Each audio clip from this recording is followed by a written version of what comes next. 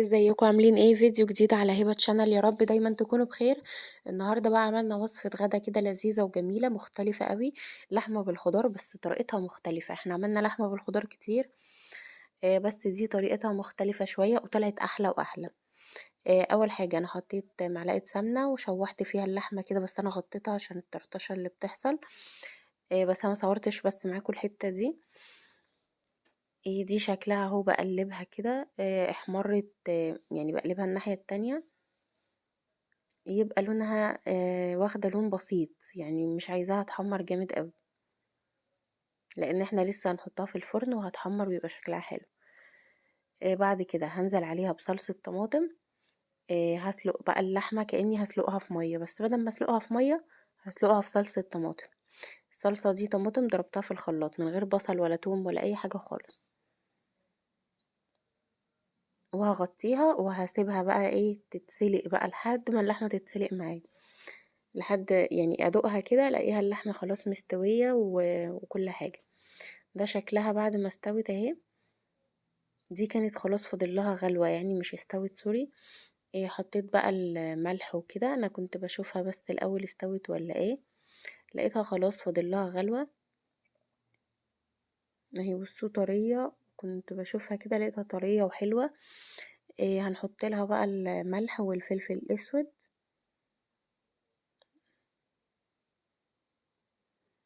طعمها بجد حلو قوي، يعني فكرة ان انا اسلقها في صلصة اساسا مخلية الصلصة طعمها تحفة.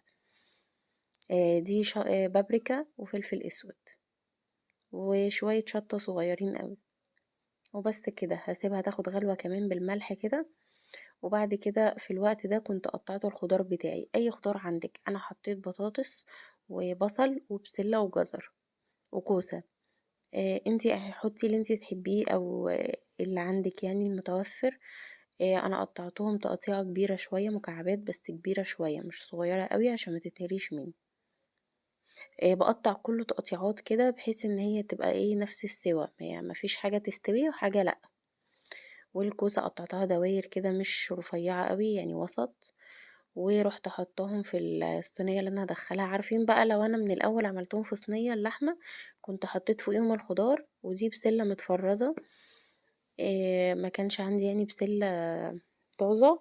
لو عملناها بقى في حلة واحدة ازاي كنا يعني هنسلق اللحمة، قصدي هنسوي اللحمة في الصلصة ونقوم حاطين عليها الخضار. انا بس عشان الحلة دي ما ينفعش تدخل الفرن عشان الايدين بتاعتها، فرحت قلبهم في الصينية. اكلة حلوة قوي واللحمة مستوية والخضار استوى. هي اللحمة اصلا كده كده مستوية. انا حطيتها في الفرن على قد السوا بتاع الخضار، ولون اللحمة جميل وريحتها جميلة قوي، وانا بفضيها كده لان الصلصة حلوة قوي غير صلصة الخضار العادية. طعمها حلو قوي. وعملت جنبيها شوية رز بشعرية مفلفلين كده وحلوين، وبس مش محتاجين اي حاجة تاني جنبها.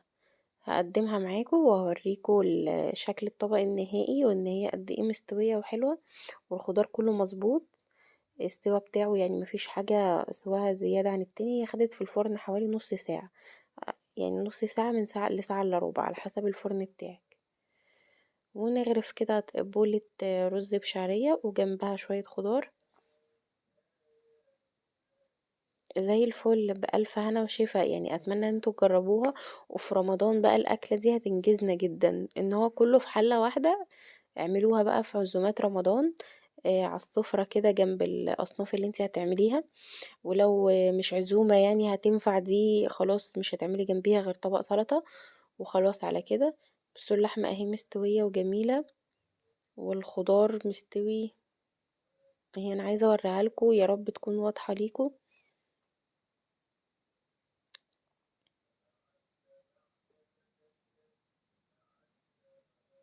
والكوسة اهي مستوية وتمام، مش مهرية ولا اي حاجة. والبطاطس اهي انا هكسرها كده عشان تبلكوا، اهي مش مستوية جامد ولا اي حاجة. واتمنى ان انتوا تجربوه وتقولي لي رأيكم.